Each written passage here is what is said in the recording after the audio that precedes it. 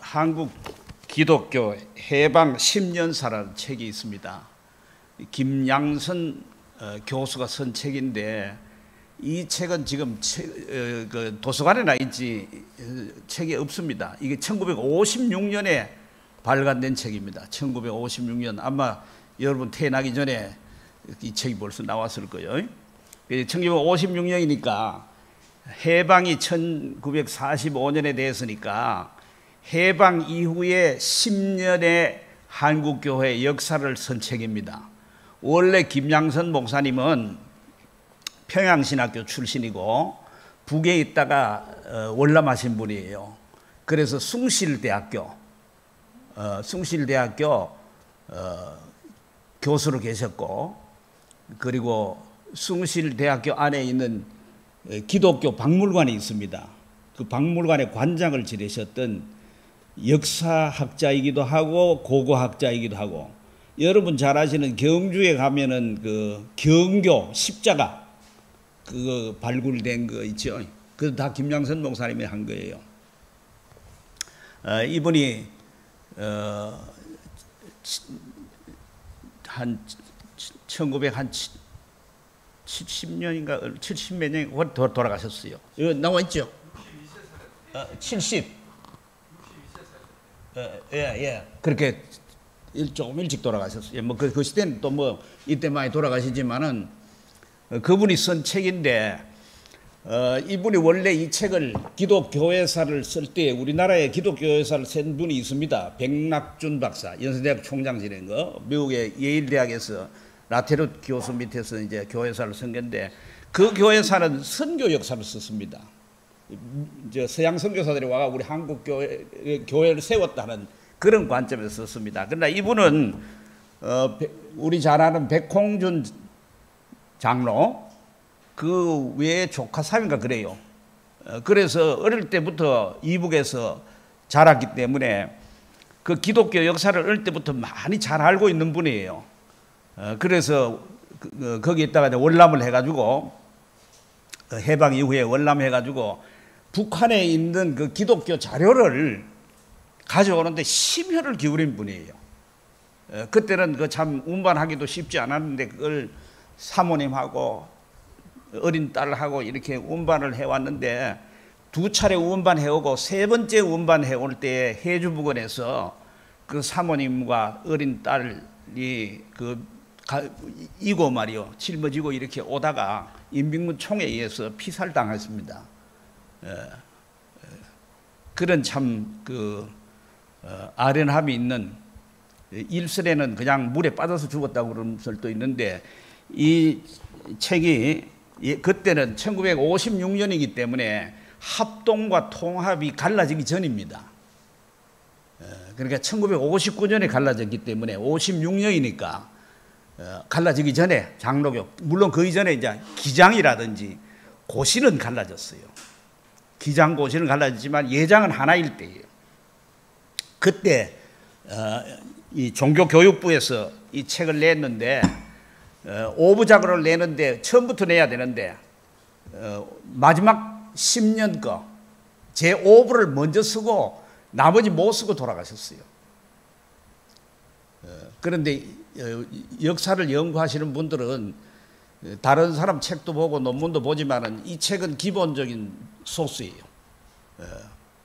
그리고 이 책을 써냈을 때 아주 그 신사참배한 것에 대해서도 비판을 하고 이렇게 했는데, 그때 우리 한국교회는 신사참배한 사람들이 전부 교회의 주역입니다. 그러다가 보니까 교단에서 압력을 넣어가지고 이 책을 결국은 그 복음을 못하더니 검서로 만들어 버렸습니다.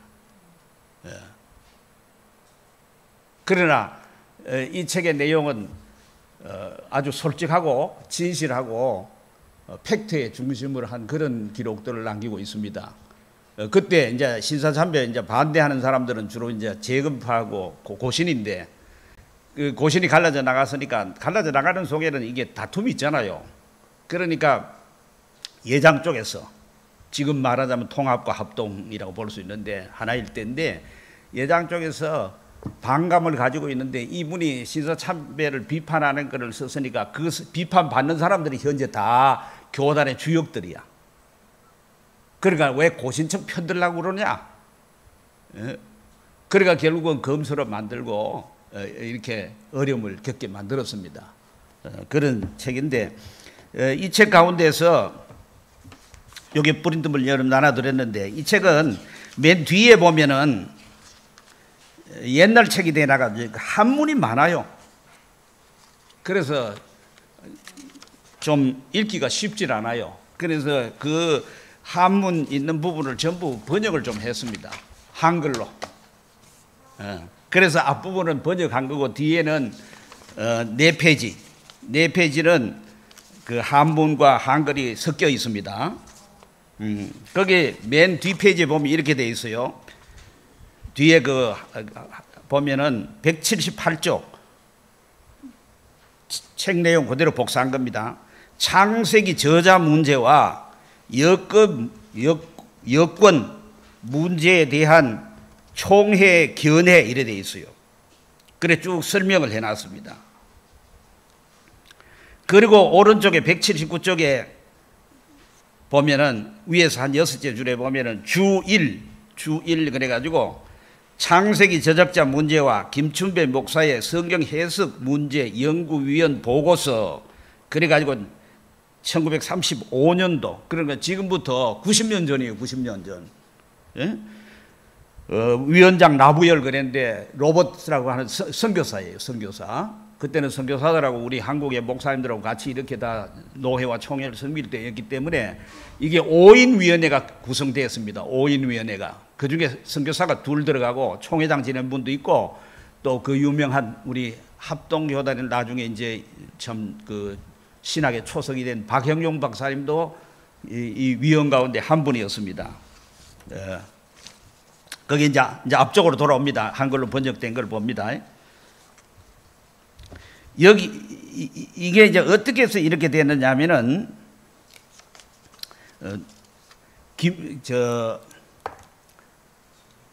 감리교라든지 뭐 하나님의 성의 오순절 계통의 교회들은 거의 우리나라 선교 시작할 때부터 여자 목사나 장로 문제는 그냥 다 받아들이고 시작했습니다. 받아들였다기보다는 자연스럽게 그렇게 했습니다.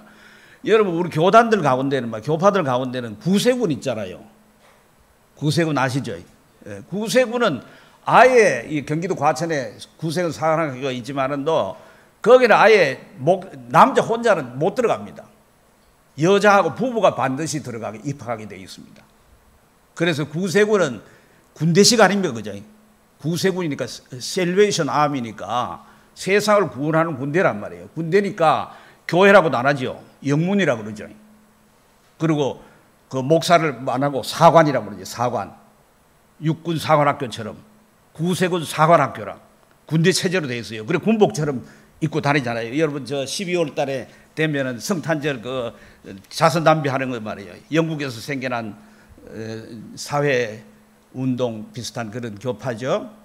그거는 남자도 사관이고 목사고 여자도 사관이에요. 목사예요. 둘이 같이 사역하는 거예요.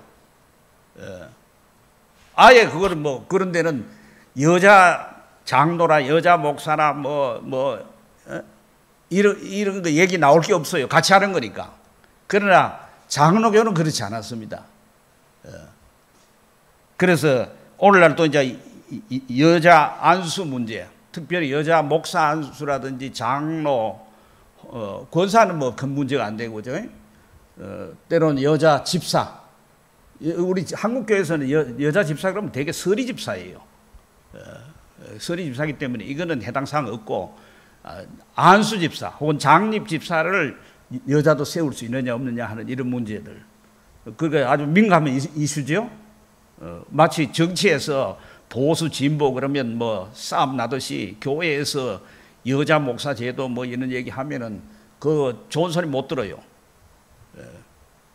당연히 하는 건데 뭘 그러냐 이런 식으로 나온단 말이에요. 그러나 지금 우리 한국 교회는 그런 문제 가지고 쭉 해가 우리 한국뿐만 아니라 전 세계적인 현상이에요. 쭉 해가 온 것이 사실 오래 안 됩니다. 불과 몇십 년입니다. 길게 잡아도 우리 한국교회를 쳐도 여기에 우리 장로교만 생각한다면은 대한예수교 장로, 옛날 조선예수교 장로의 한 90년, 그저 한 100년 안쪽에 역사밖에 안 가지고 있습니다. 그래서 이걸 살펴보는 거는 오늘날 뭐 해야 된다, 안 해야 된다, 해야 된다는 사람도 해야 된다는 이유가 있어요, 다. 아니, 세상이 이렇게 바뀌었고, 교회 내 여성 그 인력이 얼마나 많이 있는데 꼭 남자들만 하느냐, 여자들도 목회 더 잘하던데, 이런 얘기도 하고, 또 그러다 보면 뒤처진다. 그런 얘기도 합니다.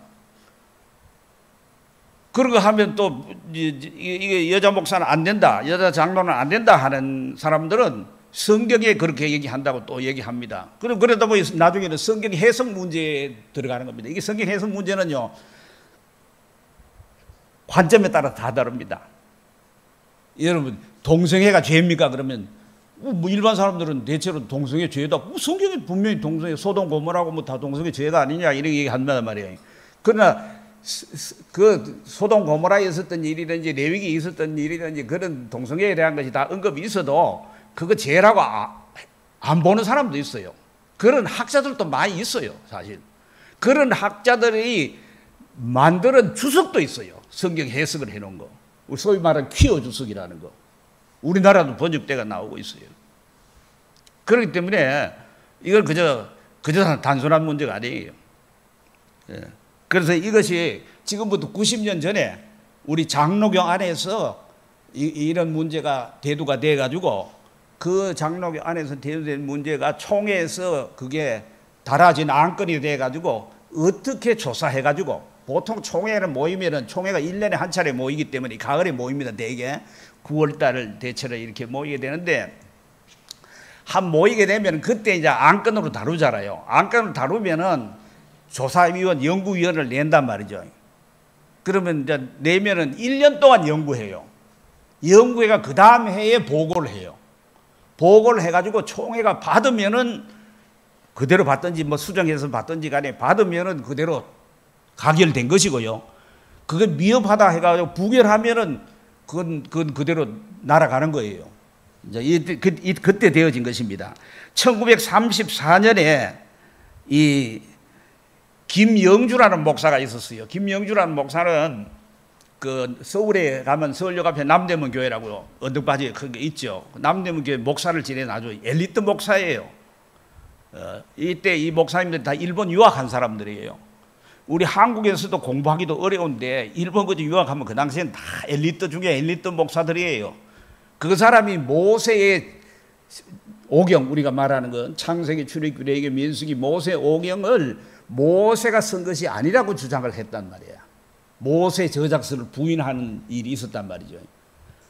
그와 동시에 거의 같은 시기에 함경도 성진 중앙교회의 김춘배라는 목사가 있는데 이 사람은 기독신보라는 신문에 글을 썼습니다. 그 글을 썼는데 이제 이 여권 문제에 대한 글을 썼단 말이죠. 그러니까 그것이 이제 문제가 된 거예요. 문제가 돼 가지고 총회에서 위원을 내 가지고 다루게 된 겁니다. 그 다루게 된 그 보고서가 지금 여러분 보시는 이 부분이에요. 그런데 이거는 뭐 누가 제가 임의로 썼다든지 다른 어떤 이 김양선 목사님이 이 책의 저자지만 쓴 거 아니고 그냥 총회의 문서를 그대로 지금도 있는 겁니다. 그렇기 때문에 우리가 총회 문서 뒤져보면 그대로 지금 나와 있어요. 있는 걸 그대로 이 김양선 목사님이 한국 기독교 해방 10년서 쓰면서 그 속에 그 문서를 그대로 인용한 겁니다. 그렇기 때문에 옛날 우리가 문서를 한번 살펴본다 이 말이죠. 거기에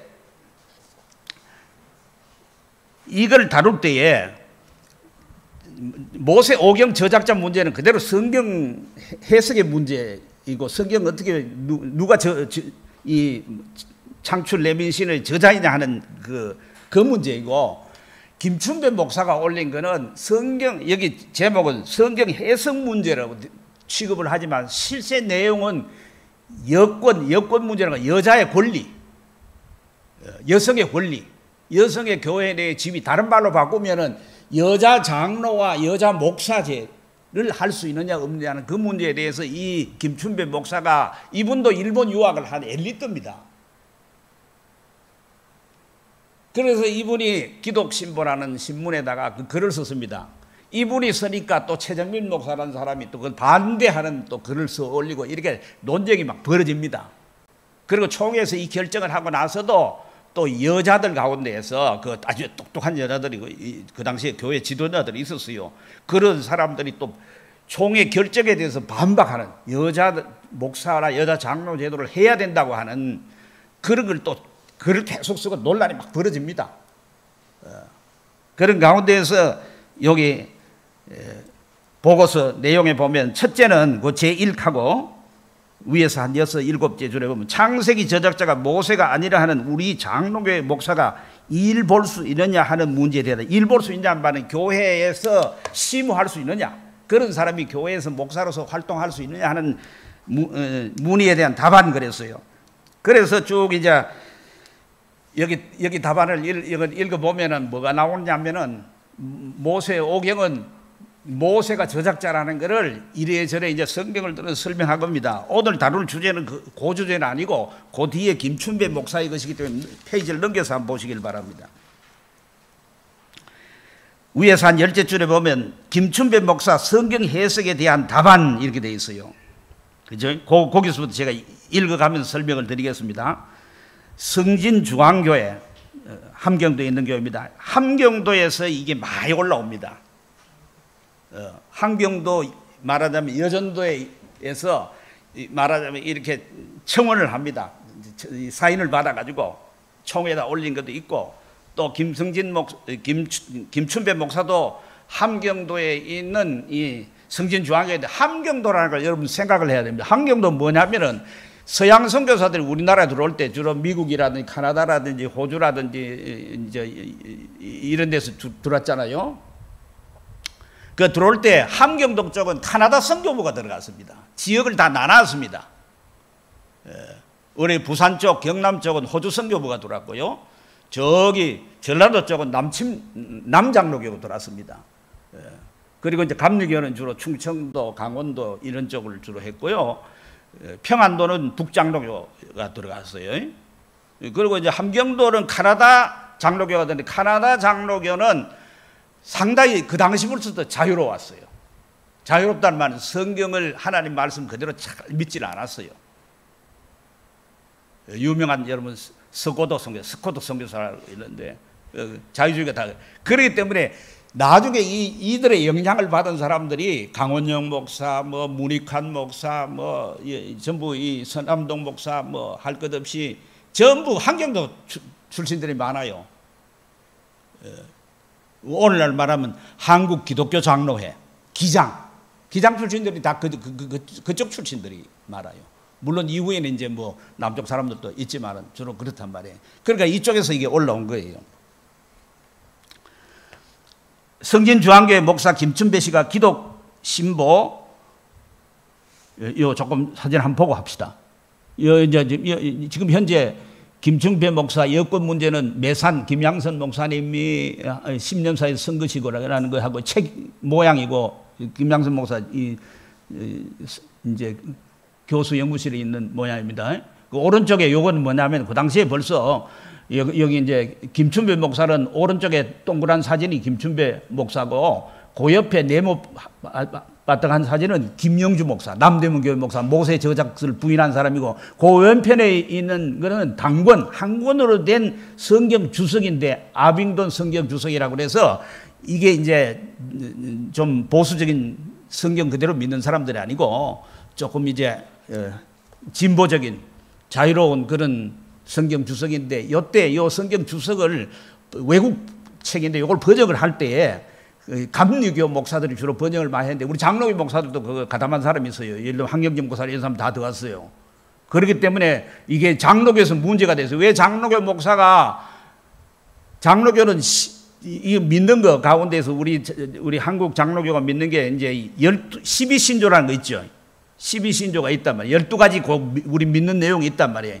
그 중에 첫 번째가 하나님 말씀은, 성경은 하나님 말씀, 신구약 성경 하나님 말씀은 이거는 신앙과 행위에 의해서 정황무한 법칙이라 이래 돼 있어요. 그것에서 어긋나는데 이 외에 자유스러운 이 주석을 우리 장로교 목사가 가서 번역을 하고 그렇게 보고하는데 앞장섰냐 이래가 나중에 그 문책이 들어와요. 그겁니다. 그 다음에 그게 요겁니다. 예, 요 사진 제가 지금. 예. 그리고 이제 여기 이제 장로교 총회에 올리는 말씀과 김춘범 목사가 그 기독 신보에 쓴 내용입니다. 이 사진이고. 그리고 그 옆에 이제 요거는 이제 그거를 다룬 조선예수교 장로의 총회 이제 모였던 그 사진입니다. 요 옆에 기사는 이제 최정민 목사라는 사람이 그런 여권 문제 성경 그래 해석하면 안 된다 하고 또 이제 올린 글입니다. 그리고 이거는 이제 총회에서 그 총회록의 실제 내용입니다. 그 복사한 겁니다. 그 다음 이 사람 책이고요. 이제 이게 내용이다 하고 이제 다룹니다. 예, 보겠습니다.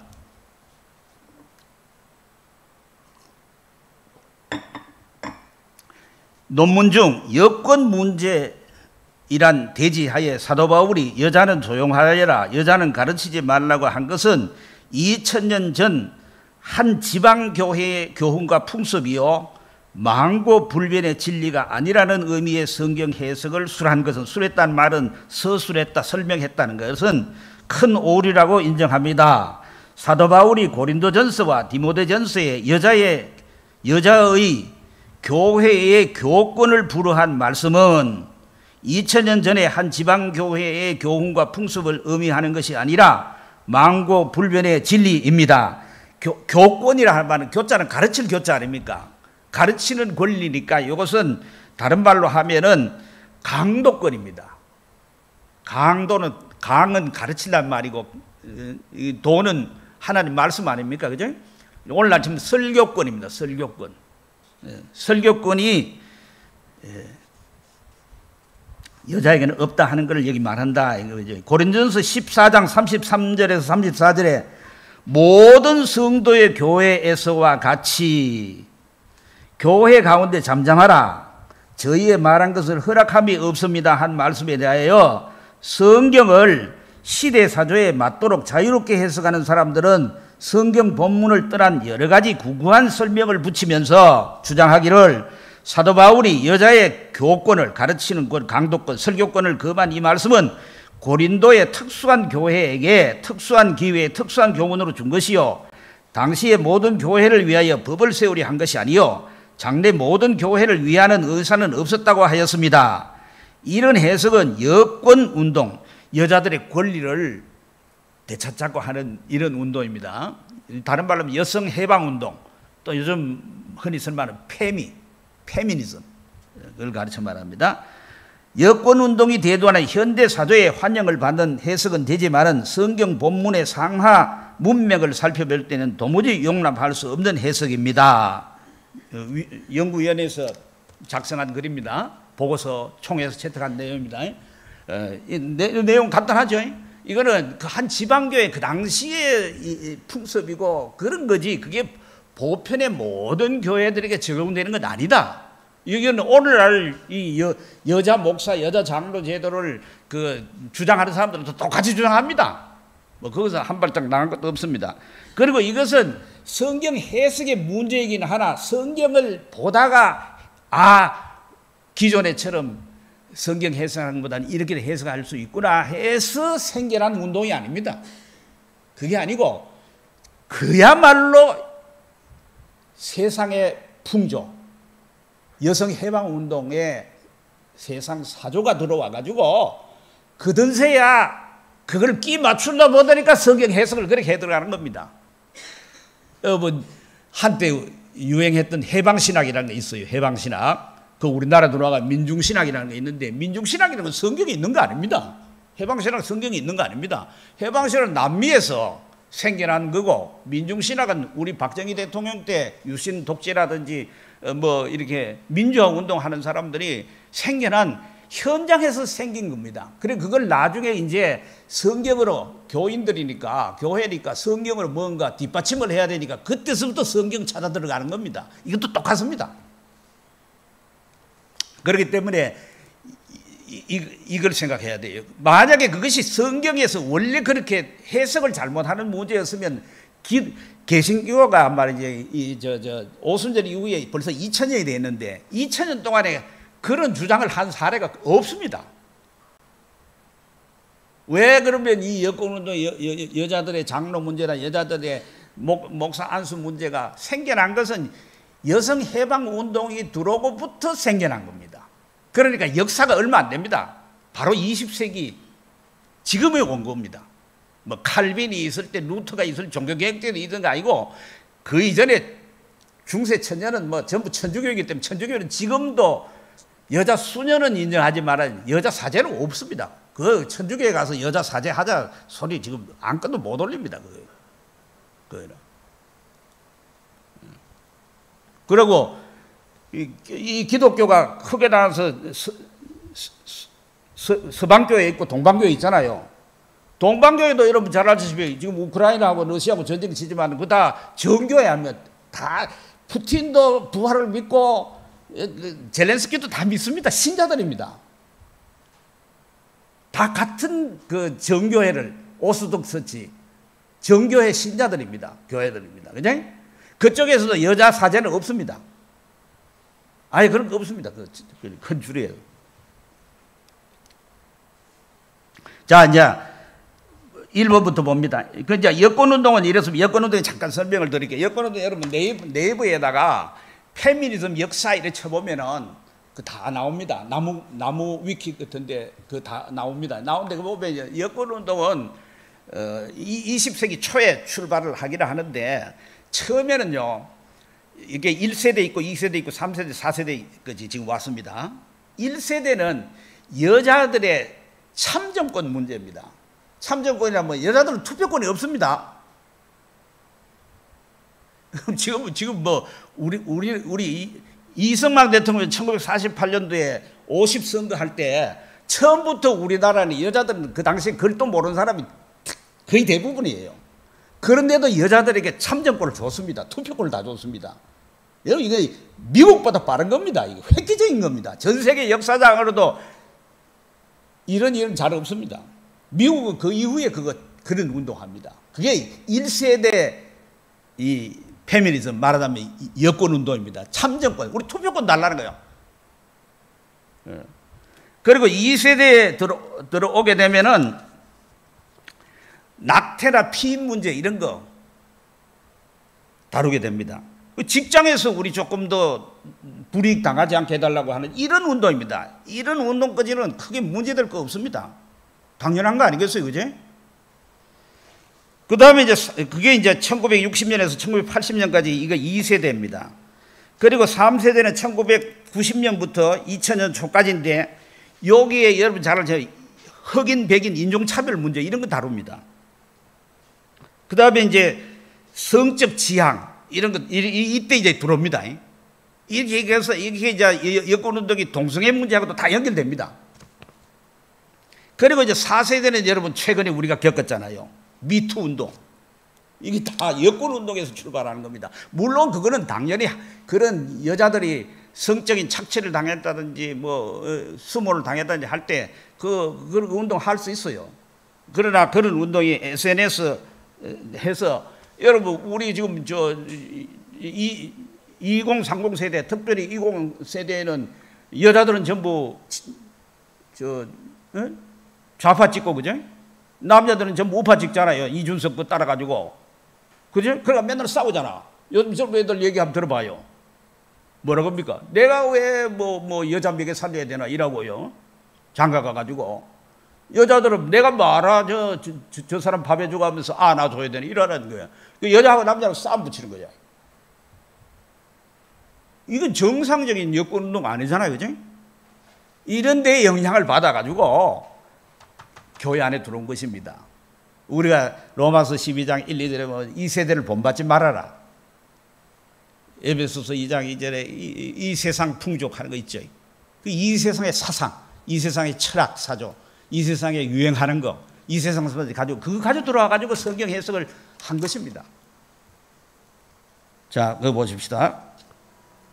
첫 번째 이제 성경적으로 이거 증명해 들어갑니다. 바울이 33절 끝에, 이 33절이라는 건 오른쪽에 있습니다. 오른쪽에 박스 안에 있는데, 하나님은 무질서의 하나님이 아니시요 오직 화평의 하나님이시니라. 모든 성도가 교회에서 함과 같이, 여자는 교회에서 잠잠하라 이래놨단 말이에요. 여기에 모든 성도의 교회에서와 같이라고 말하여 여자의 설교권을 불허하는 것, 허락하지 않는 교율은 당시 모든 교회에서 이미 시행되었던 것을 엄명하는 것이고, 36절에 하나님의 말씀이 어찌 너희로부터 난 것이냐, 너희에게만 임한 것이냐 하여 고린도 교회가 만일 여자에게 교권을 허락한다면 그것은 복음이 시작한 모교회와 어머니 교회와 복음이 전해지는 임한다는 다른 여러 교회에 행하는 규율, 여자 교권 불허하는 그 규율에 어그러지는 독특한 망동일 것이라고 경계하였습니다. 그러면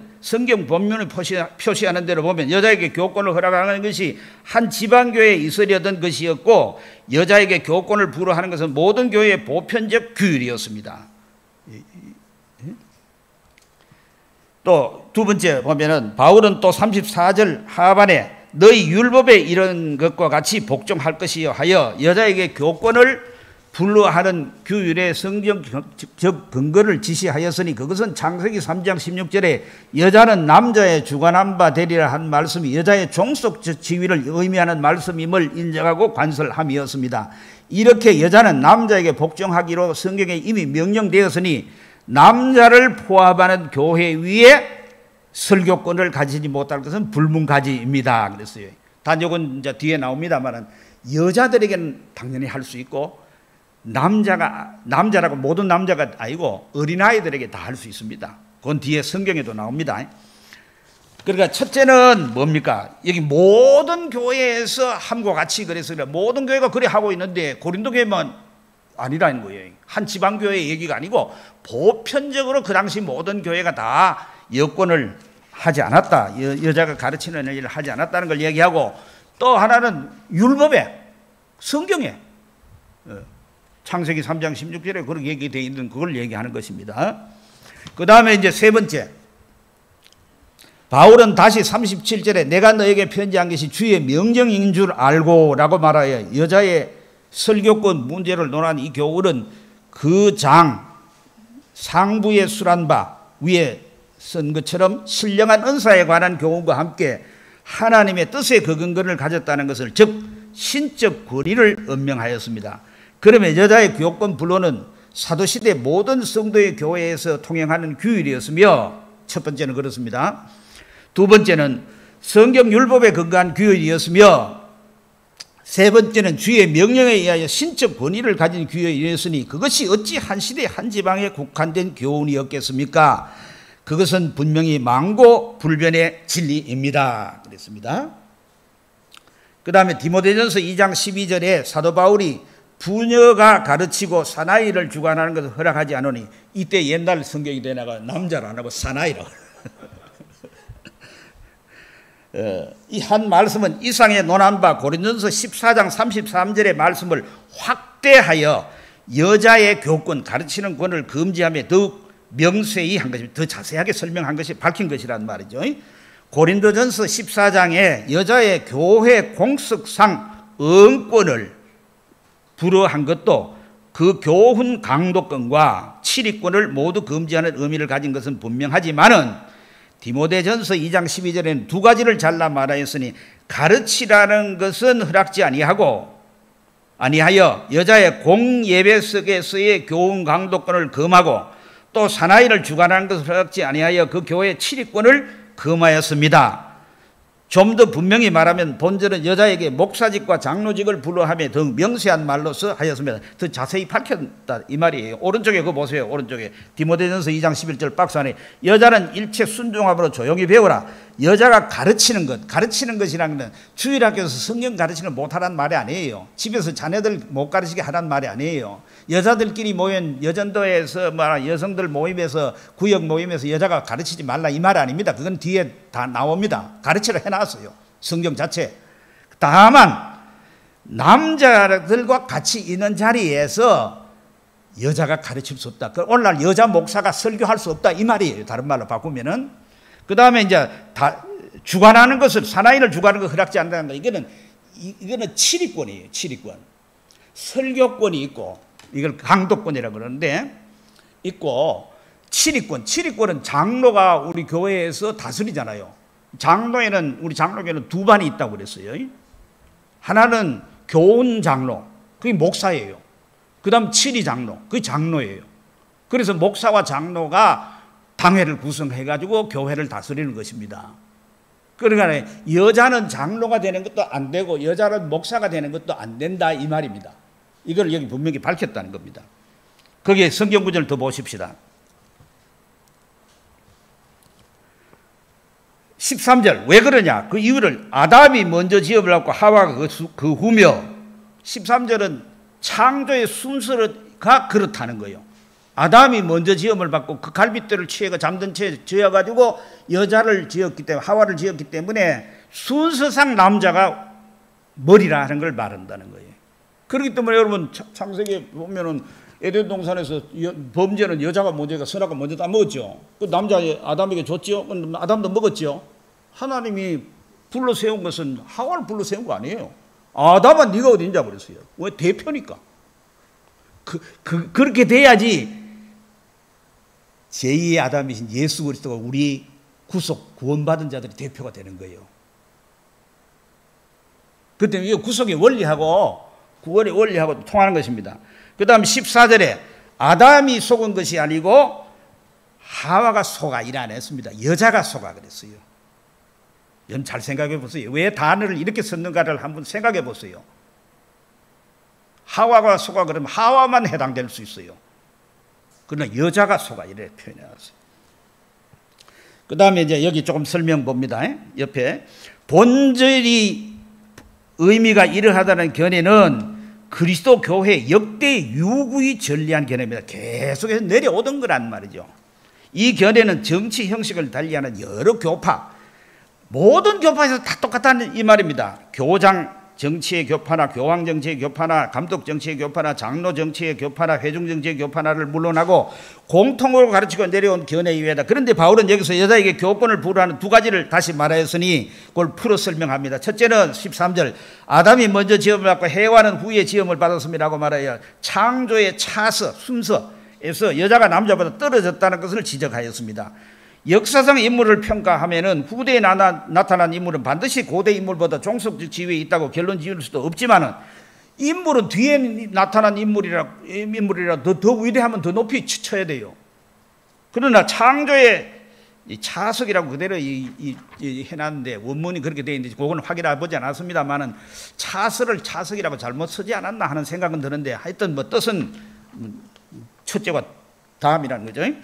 하나님이 남자는 먼저 짓고 여자를 후에 지어 남자의 조력자로 삼으셨으니 협조자라는 종속적 지위에 있는 것입니다.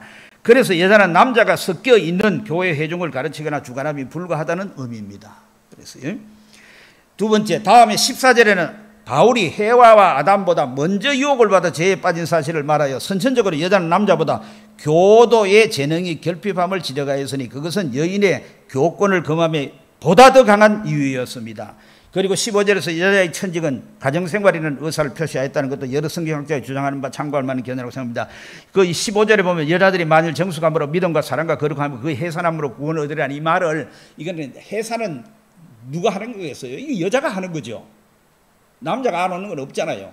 그러니까 이거는 가정생활에 여자들이 더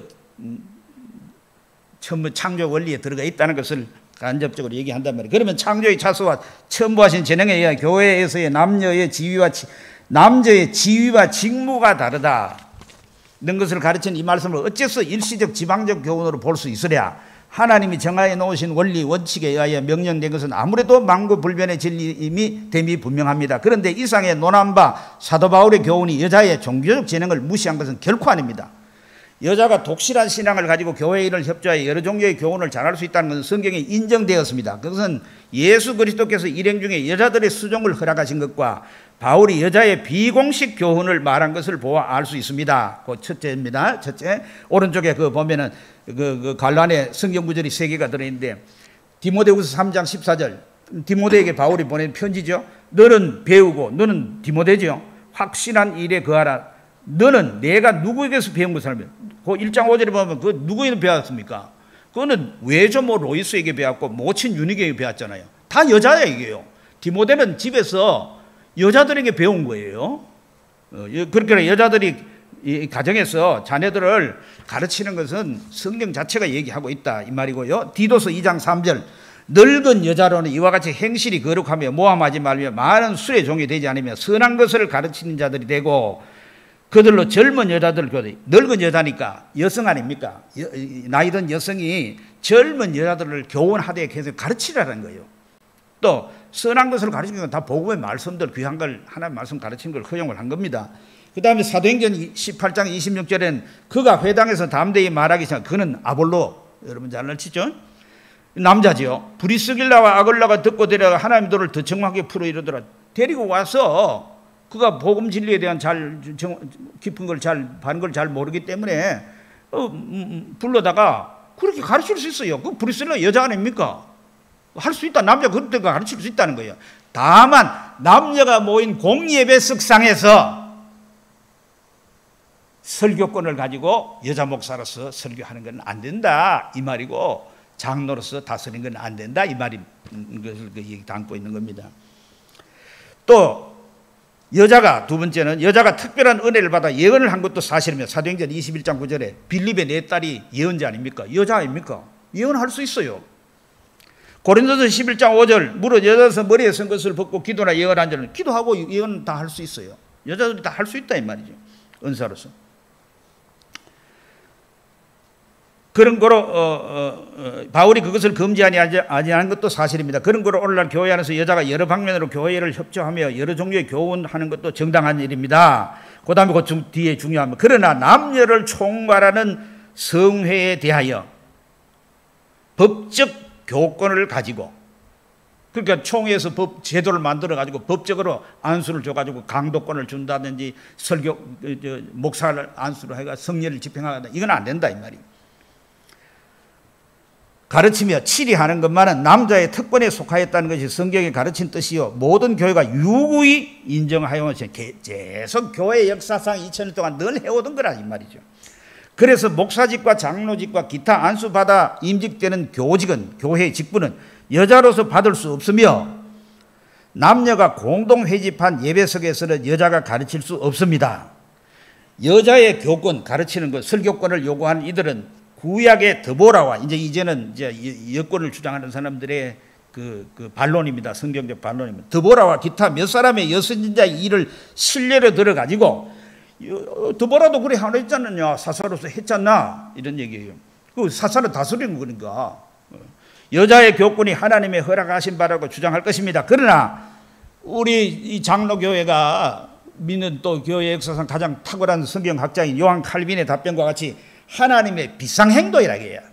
특별한 경우에 우리가 일반적으로 일상적인 일들이 있지만 비상섭리가 있어가지고 기적이 있는 것처럼 기적을 보편화시키면 안 돼요.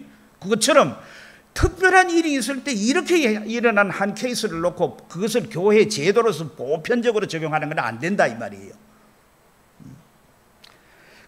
그가 우리를 구속하기 위해 설립하신 바 정치의 통상법칙을 비상행동을 가지고 통상법칙을 전복하지 않는 것입니다. 그런 예외의 일을 근거로 하여 교회 정치의 상도를 늘 교회가 해나오는 정치의 도를 문란하면 불가할 것입니다. 또 구약의 여선진자가 나타난 사실을 잘 아시는 예수께서, 예수님이 다 알잖아요. 사도 반열에 여자를 두지 않으신 일과, 여자를 왜 안 뒀단 말이에요? 12명 가운데 1명이나 2명 여자 좀 둘 수 있지. 그죠? 그 사실을 잘 아는 사도들이 7 집사를 택할 때 7 집사 가운데 1-2명 여자 좀 집어넣으면 안 돼요? 안 집어넣었다는 거예요. 특별히 여자 과부들을 돌본다. 교회 안에 여자 과부들이 많이 있었어요. 초대교회, 그죠? 그러면 여자 과부를 돌볼 때 누구를 세워서 돌보면 좋아요? 여자를 세워서 돌보면 좋잖아요. 그런데 그렇게 하지 않았다는 거예요. 여자를 택하지 않은 것은 보면 구약 여선지의 일은 이 문제에 하등 관계가 없는 것입니다. 또 여자의 교권을 공공연하게 금지하는 선언을 발표하는 바울은 여자들이 교권을 가지고 교회에서 설교한다든지 또는 다스린다든지 이걸 금한 것이 바울 아닙니까? 구약 여선지의 일을 몰라서는 아니다. 다 알고 있다는 거야. 또 여자의 교권을 금한 성경 말씀은 여자를 천대하는 비인도적 윤리를 가르침이 아닐까? 아닙니다. 결코 아닙니다. 교회에서 남녀의 지위의 직무가 다르다는 것을 가르친 것쯤은 결코 비인도적이 아닙니다. 바울은 고린도서 11장에서 남자는 여자의 머리라고 말하면서 주 안에서 사나이뿐이고 여인이 없는 것이 아니요 오직 여인뿐이 아니고 사나이가 없는 것이 아니라고 하였으니 바울이 이 말 했단 말이야. 이거를 여권 운동하는 사람들이 많이 들고 나와요. 나 그리스도 안에서 우리 다 하나 아니냐? 그걸 할 수 있다 이렇게 생각하는 거예요. 그거를 잘하는 바울이 여자들은 교회에서 가르치는 게 안 된다고 얘기했다는 것을 생각해보라 이 말이에요. 성경은 하여선이 전후에 양교원사의 모순이 없음을 바울이 잘 알았다. 성경은 여자의 교권을 불허한 것이 분명함에도 불구하고 여권운동에 대두하는 현 시대 사조에 영합하기 위하여 성경을 자유롭게 해석하는 것은 그 정신 태도가 파괴적 성경 비평의 정신 태도와 다름이 없습니다. 성경 상하 문맥에 가르친 말씀은 불관하고 세상 사람의 욕심에 맞도록 난데없는 딴 해석을 붙이는 것은 성경의 신성과 권위에 대한 막대한 능력입니다. 이렇게 성경을 경멸히 여기는 인물들은 성경은 하나님 말씀이요 신앙과 본물의 정황무한 유일의 법칙으로 믿는 우리 장로교회 교육자를 용납할 수 없습니다. 이렇게 우리 선조들이 교회 안에서 이게 참 탁월한 그 학자들이 목사님들이 모여가지고 성경을 이렇게 다 규명해가지고 우리 교회에 준 것인데 그거는 보지도 않고 생각도 안 합니다. 그러면서 보수적인 목사들 이거를 갖다가 하는 걸 갖다가 꼬리 타보란 수구 꼴통 정치를 하면 그구파처럼 몰아붙이고 성경 떠나는 걸 우습게 합니다. 여러분 성경 말씀 가운데 하나라도 우리가 몰라서 잘못하는 건 있을 수 있지만 알고도 잘못하는 그건 용납 안 됩니다. 그런 인물은 우리 교회 신조 제1조에 의한 신조 1조 9이죠. 신구약성 하나님 말씀이니 신앙과 행위에 정확무한 하나도 틀림이 없는 오류가 없는 유일의 법칙이라고 그래요. 법칙. 어길 수 없다는 거예요. 법칙은 어기면 안 되는 거예요. 자, 오른쪽에 우리 교회 교역자담을 거절함이 가합니다. 그렇기 때문에 이런 주장을 하는 사람을 면접을 시켜야 되는 거야. 목사직을 뺏어야 되는데 뭐 그거를 총회에서 모여가지고 아주 하자 그러고 난리를 떠니 그거 참. 자, 두 번째. 그래서 이제 조치가 나옵니다. 성경의 파괴적 비평을 가르치는 교역자들과 성경을 시대사회에 맞도록 자유롭게 해석하는 교역자들은 우리 교회 교역계에서 제외하기 위해 총회는 강도에 명령하여 교역자의 시치 문제를 행할 때 교역자를 세울 때 말이야. 목사 세울 때 말이죠. 성경 비평과 성경 해석 방법에 관한 문답을 엄밀히 하며 조금이라도 파괴적 비평이나 자유주의의 해석 방법에 감화를 받는 자는 임직을 거절케 할 것이오며 임직시키지 말라는 거예요. 이미 임명을 받았던 교역자가 그런 교훈을 하거든 노회는 그 교역자를 권징전의 6장 42조 3절에 처리할 것입니다. 목사가 현직에 있는 목사가 이제 벌을 여러 가지가 있습니다. 그죠? 설교를 중지하는 건도 있고 수찬 정지도 있어가지고 성찬에 참여하지 못하는 것도 있고 뭐 여러 가지 있습니다. 그런데 목사를 제명하는 목사를 제명하는 거는 아직 목사를 가지고 있습니다. 이름만 우리 교단에서 빼버리는 겁니다. 면직이 있습니다. 면직은 뭐냐면은 목사직을 파면해 버리는 겁니다. 넌 목사 아니다는 거야. 그렇게 하는 죄가 딱 두 가지 있습니다. 하나는 이단에 빠지는 경우입니다. 이단. 물론 이단에 빠져도 목사가 처음부터 이단에 빠졌다고 해서 예를 들면 신천지에 갔다든지 뭐 다락방에 갔다든지 그렇게 했다고 해서 처음부터 목사직을 잘라버리지 않습니다. 회개할 기회를 줍니다. 반드시. 너 그 잘못됐으니까 돌아와. 안 돌아오면 그때는 제명시키지 않습니다. 그때는 면직을 시킵니다. 그겁니다. 또 하나는 뭐냐면 교회를 분립시키는 겁니다. 요즘은 교회 분리는 거 우습게 얘기죠. 부목사로 들어와가지고 교인들 끌어모아가지고 교회 개척, 그게 면직의 죄입니다. 그게 왜 면직의 죄인지 아십니까? 그리스도의 몸은 하나인데 몸을 가르는 죄입니다. 보통의 죄가 아닙니다. 노예에서 허락해서 교회를 개척한다, 그건 돼요. 무단으로 몸을 갈라서 나가는 건 안 됩니다. 면직죄입니다. 그래서 교단을 이탈하잖아요. 이제 이렇게 하거든. 지금 많이 그래 하죠. 교단에 있다가 자기가 다른 교단에 가입해버리고 그 다음에는 면직을 당합니다. 면직을 한번 당해버리면은 그건 누구 이름으로 면직을 당하냐면 그리스도 이름으로, 삼위 하나님 이름으로 면직을 당하기 때문에 어느 교회 가도 그는 목사 아닙니다. 교회가 다 하나 아닙니까? 장로교에서는 합동측에서는 목사인데 통합체에 가면 목사 아닙니까? 딱 그 목사입니다. 그러나 면직 당하면 목사 아닙니다. 그러다 보니까 그걸 아니까 현직에 있으면서 다른 교단에 가입을 하는 거예요. 그럼 이쪽에서 어떻게 해요? 면직시켜버립니다. 그럼 어떻게 해요? 여기는 면직당하면 그냥 살아있다는 편법을 쓰는 겁니다. 응? 그 두 가지 죄가 있습니다. 두 가지. 하나는 이단에 빠져서 안 돌아오는 거. 하나는 그리스도의 몸을 가르는 교회 분열. 이거 가볍게 생각하면 안 됩니다. 권징조례가 고액입니다. 그러니까 이 다른 말로 뭐냐 하면 이런 사람은 면직시키라 이 말이에요. 그 다음에 이제 3.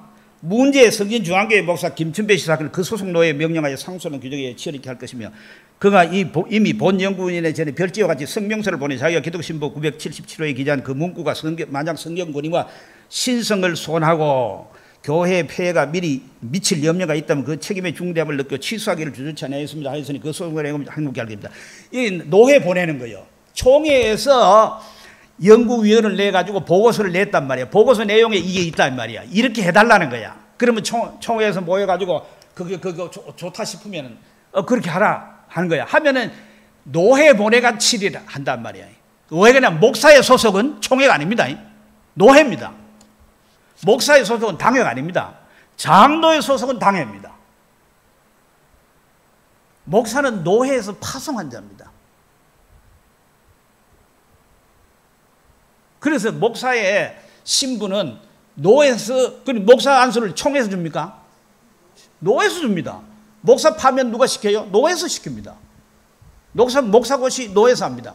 강도사 고시를 총회에서 하는 것은 편의상 그것을 다 모아가지고 노회에서 시행하기가 일적으로 힘든 부분이 있어서 그렇게 하는 것 뿐이지, 강도사 고시는 총회에서 봐도 강도사 인원은 노회에서 합니다.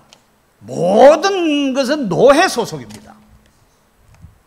그래서 노회 보내는 겁니다. 합남 노회 보내가지고 김춘배 목사를 이걸 7일 해라. 단 그가 성명서를 냈다. 그거 잘못했다는 걸 지금 반성문 하나 냈으니까 취소하겠다 그러니까 그거 참고해서 해라 이 말이에요.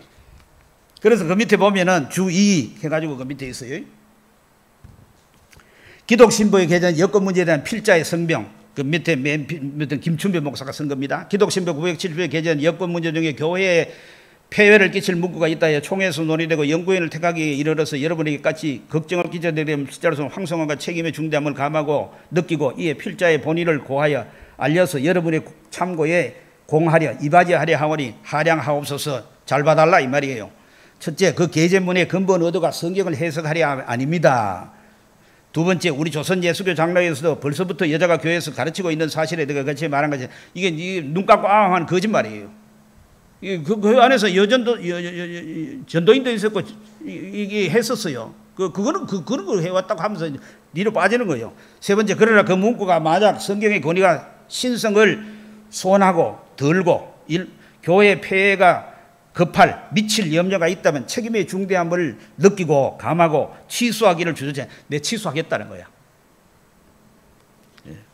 이겁니다. 자, 그다음 넘겨서 보십시다. 참고로 여자 안수 시행하는 교단은 지금 현재 뭐 적은 교단도 있을 수 있겠지만도 대체로 세 개 교단이 남아 있습니다. 합동과 고신과 합신입니다.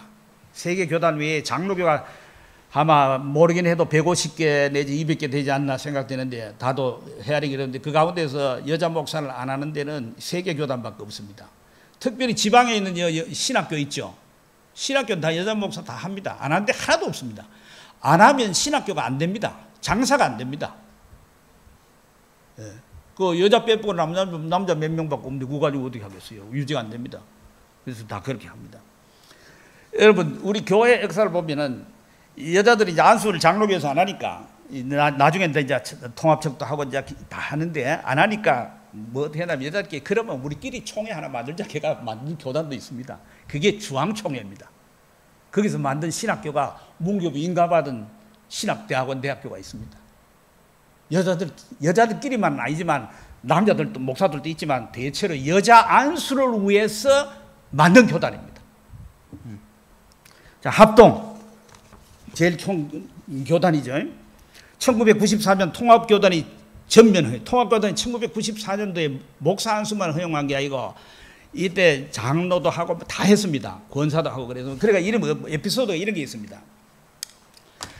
장로나 안수집사는 안수를 하지요. 권사는 안수를 안 하지요. 그러니까 여자 권사들이 통합청 여자 권사들이 들고 일났습니다. 여전도를 더 일그만에 우리도 안수해달라. 우리 똑같은데. 예? 이래가지고 총회에서 어떤 결정했냐면 한꺼번에 전부 다 안수 족보래라. 각교. 그렇습니다. 그렇게 하자 이듬해 96년, 97년 두 해에 걸쳐서 신학 진함에 그 신학교 교수들이 전부 논문을 여러 개씩 다 특집으로 썼습니다. 여성 안수 안 된다 하는 입장의 논문들이 거의 다 써졌습니다. 그리고 2005년도에 다시금 서철원 박사가 몇몇 사람이 글을 쓰면서 또다시 여성 안수는 안 된다고 교수들이 글을 썼습니다. 이것은 신학 진함에 실린 거지만은 그 단지 신학교에서 교수들이 쓴 거예요. 여기 총회가 말하자면 통합책에서 안수를 하니까 합동책에서도 뭔가 거기에 대해서 입장을 내놔야 될 거 아니겠어요. 그래가지고 신학 교수를 통해 신학 진함에 그 글을 특집을 만들어 쓰게 했다고 보는 겁니다. 그리고 2018년 이건 반야울 교회에서 이성희 목사님이 총회장 할 때인데요. 저도 그 참석을 했습니다. 여성 선교사 성례권을 허용했습니다. 그 이전에 2013년에 한시적인 허용을 했는데 이건 뭐냐면 조건을 달아서 오지에 있는 그 목사가 남자 목사가 가기 곤란한 이 말이죠. 그런 여자 선교사들이 혼자 사역을 할 때는 성례를 베풀도록 그렇게 한시적으로 허용했습니다. 그것이 문입니다. 여자 목사 제도로 들어가는 문입니다. 그게 사실은 여러분 큰 그 뚝이 무너질 때 한꺼번에 무너지는 경우도 있지만 대체로 그렇지 않습니다. 한 부분이 터집니다. 그래가지고 그것이 옆에 터져가지고 쏟아지는 겁니다. 그 관문이 뭐냐면 이런 겁니다. 동성애와 이런 겁니다. 그래서 왜 교회에 이슈가 많이 있는데 다른 중요한 문제가 많이 있는데 왜 동성애에 그래 교회가 집착하나. 그게 무너지면 그게 다 무너지는 겁니다. 그 다음에 이제 작년입니다. 작년 여성 사역자의 강도권 및 강도사 고시 응시를 허락해 줬습니다. 이게 무슨 얘기냐면 가르치는 권한을 설교권을 준다는 겁니다. 여러분 이게 종교개혁기의 교회사를 배워보면은 우리말로는 강도사지만 이제 설교자들이 있어요. 설교를 아무나 하는 게 아닙니다. 여러분 영국에서는 교회 안에서 설교 안 하고 바깥에서 설교하는 건 왜 설교하든가 뭐 다 말 타고 다니면서 전도하는 거 다 불법입니다. 영국 성공의 법으로는 처벌당하는 겁니다. 그런 때도 있었습니다. 지금은 그런 거 칭찬하고 박수 쳐줄 일이지만은.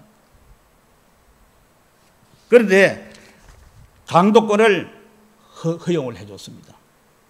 강도사 고시도 친다는 것은 이제 설교권이 있다는 것은 그게 그 다음 단계는 목사로 가기에 바로 들어가려는 게 반발이 심하니까 그렇게 할 뿐이지 똑같은 얘기입니다. 그게. 물론 요거는 이제 허락을 했는데 그거는 헌법을 고쳐야 돼요. 교회 헌법이 있거든요. 이거는 너무나 중대한 사항이기 때문에 총회에서 결정만 한다고 되는 게 아니고 이거는 헌법 자체를 고쳐야 됩니다. 그 헌법은 3분의 2 가결이 돼야 됩니다. 그거는 3분의 2 가결을 총회에서 하는 게 아니고 각 노에다가 이런 안건이 우리가 통과됐다, 올라와가 통과됐으니까 이걸 가지고 각 노예별로 수의를 해달라 그래요. 그러면 전국에 수없이 많은 노예들, 해외에 있는 노예들끼리 좀 모여가지고 노예를 하잖아요. 노예에서 그거는 가부를 그것으로 물으면 안 돼요. 반드시 투표를 해야 됩니다. 무기명 비밀 투표를 해가지고 투표한 결과를 그대로 보고를 하는 겁니다. 그러니까 전국에 있는 모든 교단 안에 있는 노회를 전부 직계를 내가 3분의 2가 넘어가야지 그때 선포하면 통과가 되는 겁니다. 아주 까다로운 절차입니다. 그렇기 때문에 금방 목사안수를 준다든지 강도사가 되는 건 아닙니다. 작년에 그랬기 때문에 금년에 그 다음에 이제 내년 총회에 가서 결정이 될 겁니다. 최종 결정은.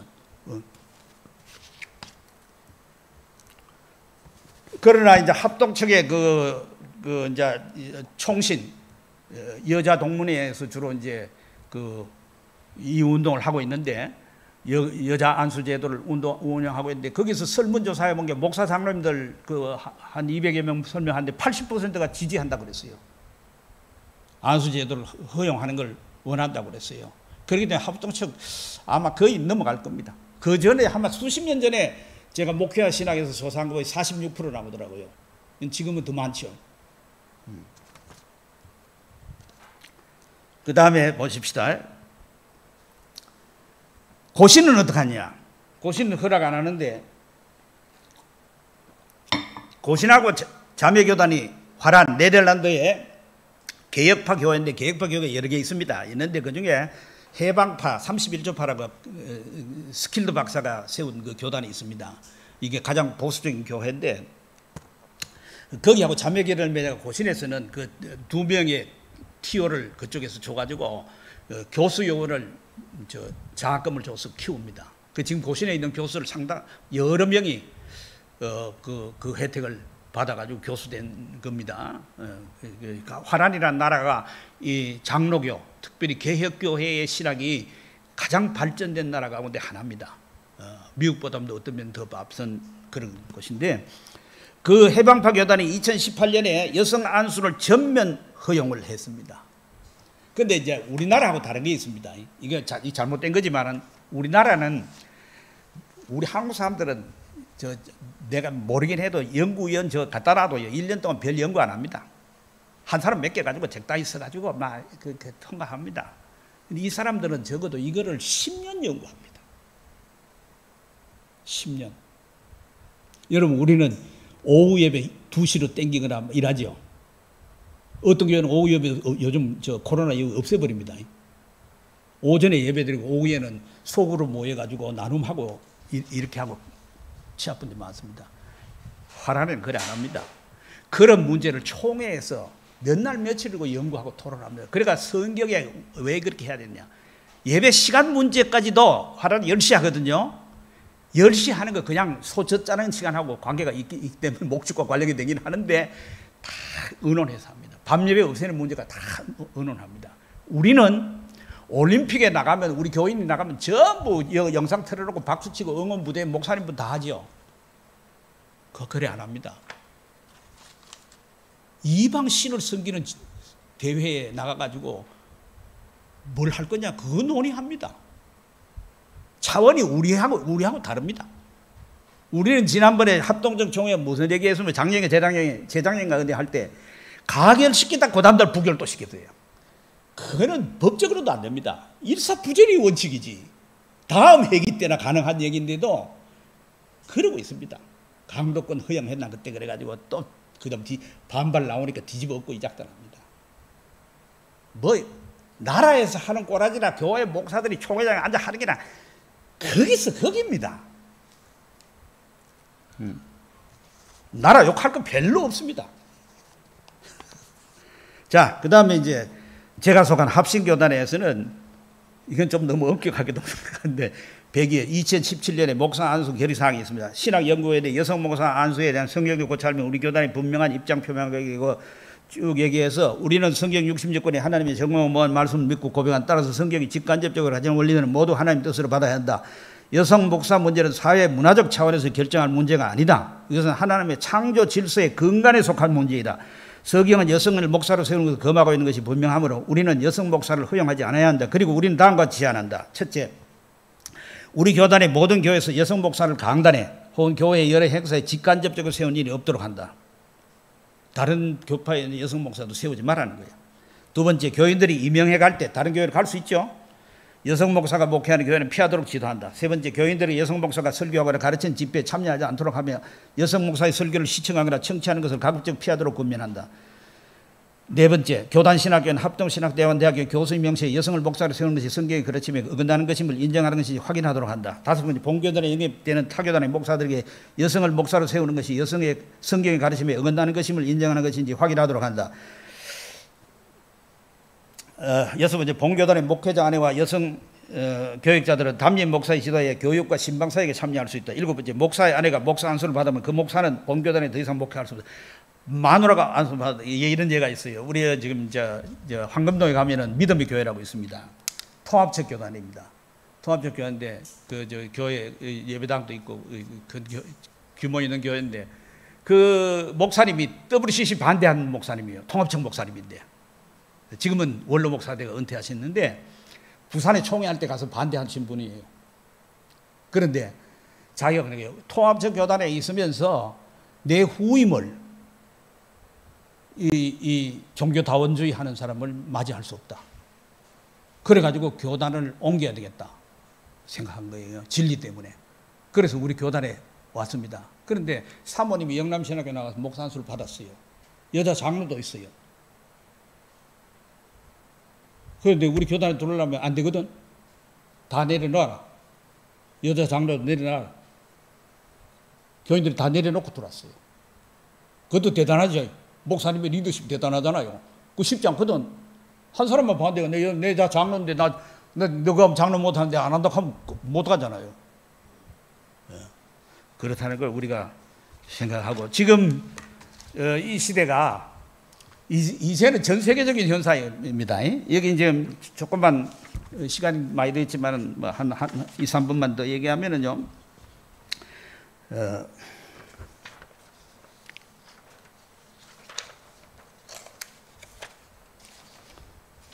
이 우리 교단들이 대신청은 1991년, 통합청은 94년, 그 다음에 성공회는 1999년, 우리 한국 대한성공회입니다. 예수교 성결교회가 있고 기독교 성결교회가 있습니다. 예성은 2003년에, 기성은 2004년에, 예장 백석은 2009년에, 침례교는 2013년에 그렇게 다 허용을 했습니다. 무슨 얘기입니까? 다 여성 안수 문제는 이 시대, 저 최근에 와서 요 몇십 년 사이에 다 되어진 일입니다. 이거는 2000년 교회의 유구한 역사 가운데서 있었던 일이 아니고 지금 세상의 영향을 받아가지고 여권운동의 영향을 받아가 그릇된 여권운동의 영향을 받아가지고 교회가 세상 풍조에 의해 가지고 받아들이는 그러니까 성경을 억지로 끼맞춰 해석하는 성경 파괴라 이 말이에요. 그래서 총회에서 벌써 90년 전에 이거를 여권 문제로 다루지 않고 성경 해석의 문제로 다룬 것입니다. 성경에 봐라. 이렇게 망고불변의 진리로 분명했는데 어떻게 그런 주장을 할 수 있느냐 해서 그런 사람은 우리 장로교 목사로서 합당치 않다. 면직시키라. 오늘날도 그렇게 하는 것이 옳습니다. 그런데 그러지 않고 오히려 그 반대로 하고 있고 튄 목사들이 너무 많아가지고 그렇습니다. 혹시 뭐 깊은 거는 묻지 마시고 강의한 가운데 설명한 가운데 잘못된 거나 그런 거 있으면 물어보시면 제가 목사님 시대 사도의 한 현상이라고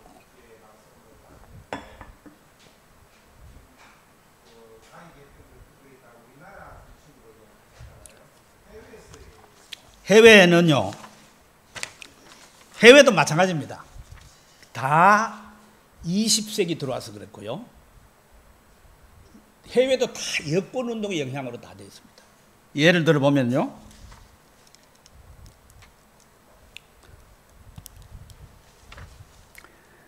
네덜란드 개혁이 여러 개 있는데 1985년 영국 성경회, 1988년 미국 기독개혁교회 CRC, 1995년 그 PC USA 미국은 여기는 또 이제 동성애 거지를 2011년에 허락했고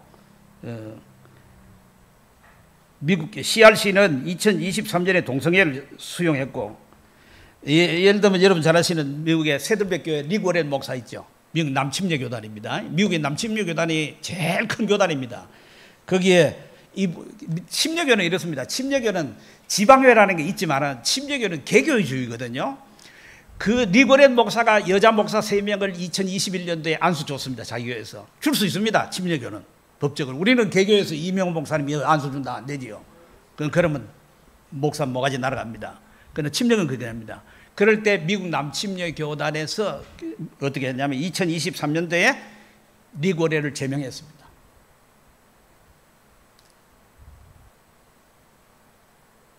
그런 교단도 있습니다.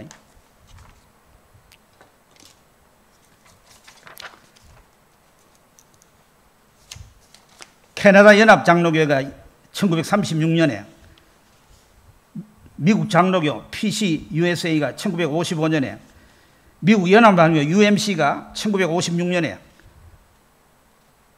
WCC는 1961년에 여자 목사 안수에 대한 보고서가 나왔고요. 그 이후에 채택했고요. 미국 북장로교 1964년 이렇습니다. 다 보면 금세기에 다 되졌습니다. 우리나라에 처음에 1930년대에 논의한 것도 미국에서 장로교에서 하니까 30년에 했거든요. 32년도에 우리에서 그거 어떻게 우리도 하자 하면서 헌의하니까 우리 총회에서 노했습니다. 다 그 영장입니다. 그렇기 때문에 이거는 뭐 100년 전에는 200년 전에는 없었습니다. 이게 역사상 없었던 일이에요. 그 다음에 이제 이런 얘기도 해요. 권사는 임시직이라 하는데 그 통합처가 권사하고 이게 다 임시직으로 여기거든요. 그게 항존직으로 여기거든요. 그거는 장로교 기본적인 헌법 자체 이게 하지에 장로 정치 문답 조례가 있는데 어긋난 겁니다. 그 사람들 해석을 잘못해서 그래요. 그거는 권사는 우리나라가 6.25 후에 그거를 여권운동 일나가 자꾸 이제 여자 목사 장로를 세우자 그러니까 여자 권사 제도를 만드는 겁니다. 그런 걸 임시직이라. 임시직은 뭐냐면 항존직이랑 늘 있는 직분이 있습니다. 이거는 세 가지밖에 없습니다. 목사, 장로, 집사. 3직입니다. 그리스도의 선지자, 왕, 제사장. 거기에 칼빈 같은 경우는 교사 그래서 신학 교수를 집어넣습니다. 4직분을 칩니다. 그렇기 때문에 옛날에 영수라는 직분이 있었잖아요. 지금 없었잖아요. 그건 임시직입니다. 임시로 교회가 필요해서 그걸 할 수 있는 거예요.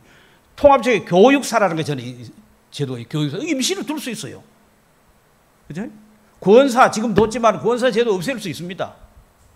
학습 이런 거 지금 통합처는 다 없어졌잖아요. 세례만 하지. 그건 항존직이라고 하는데 항존직이 아닙니다. 이건 임시직입니다. 그거 가지고 시비 거는 사람도 있는데 그렇지 않습니다. 자, 그러면 뭐 이렇게 하고 마치도록 하십시다. 자, 한번 뭐